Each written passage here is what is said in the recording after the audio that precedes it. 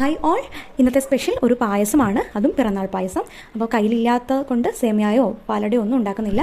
കയ്യിലുള്ള അരി വെച്ചിട്ടാണ് ഒരു പായസം ഉണ്ടാക്കുന്നത്. അതിനുവേണ്ടി നെയ്ച്ചോറിനോ ബിരിയാണിക്കോ എടുക്കുന്ന കൈമ അരിയാണ് ഞാനിവിടെ എടുത്തിരിക്കുന്നത്. ഒരു ഗ്ലാസ് നന്നായി കഴുകിയ ഈ അരി കുക്കറിലേക്ക് ഇട്ട് കൊടുക്കാം. ഇതിലേക്ക് ഒരു ഗ്ലാസ് വെള്ളം, ഒരു ഗ്ലാസ് പാല്, ഇത്രയും ഇട്ട് നമുക്ക് കുക്കർ അടച്ച് വെക്കാം. ആ സമയത്ത് തന്നെ കുക്കറിൻ്റെ വിസിൽ മൂരി വെക്കാം. മീഡിയം ഫ്ലെയിമിൽ സ്റ്റൗ ഓണാക്കി വെക്കാം. അതിനുശേഷം നന്നായി വെന്ത് കഴിയുമ്പോൾ നല്ല ആവി ഉണ്ടാവും. ആ സമയത്ത് നമുക്ക് കുക്കർ ഓഫ് ചെയ്യാം. മൂടി തുറന്ന് നോക്കുമ്പോൾ നന്നായി വെന്തിട്ടുണ്ടാവും. ഈ വെന്ത ചോറ് നമുക്ക് മറ്റൊരു പാത്രത്തിലേക്ക് മാറ്റാം. ഇതിലേക്ക് ഒരു 2 ഗ്ലാസ് പാല്, 1 ഗ്ലാസ് വെള്ളം, ഇത്രയും ഇട്ട് നന്നായി തിളപ്പിക്കാം. പായസത്തിലേക്ക് ആവശ്യത്തിന് മധുരത്തിന് പഞ്ചസാര ഇട്ട് കൊടുക്കാം.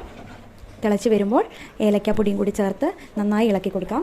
ഇനി പായസത്തിനെ നമുക്കൊരു പാലട പ്രഥമൻ പോലെയൊക്കെ ആക്കണമെങ്കിൽ നമുക്ക് ഈ പഞ്ചസാര ഒന്ന് കാരമൽ ചെയ്യാം. അതിനുവേണ്ടി ചൂടുകട്ടിയുള്ളൊരു പാത്രത്തിലേക്ക് പഞ്ചസാര ഇട്ട് കൊടുക്കാം. നന്നായി ചൂടായി വരുമ്പോൾ നമുക്ക് കാണാം പഞ്ചസാര ഇതാ ലയിക്കുന്നുണ്ട്. അതൊരു ബ്രൗൺ കളറിലേക്ക് മാറുന്നുണ്ട്.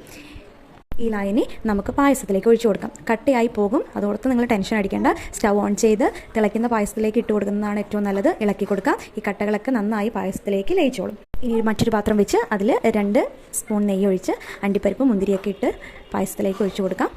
ഇത്രയുമായപ്പോഴേക്കും നമ്മുടെ പായസം റെഡി ആയിട്ടുണ്ട്. എല്ലാവരും ട്രൈ ചെയ്ത് നോക്കുക.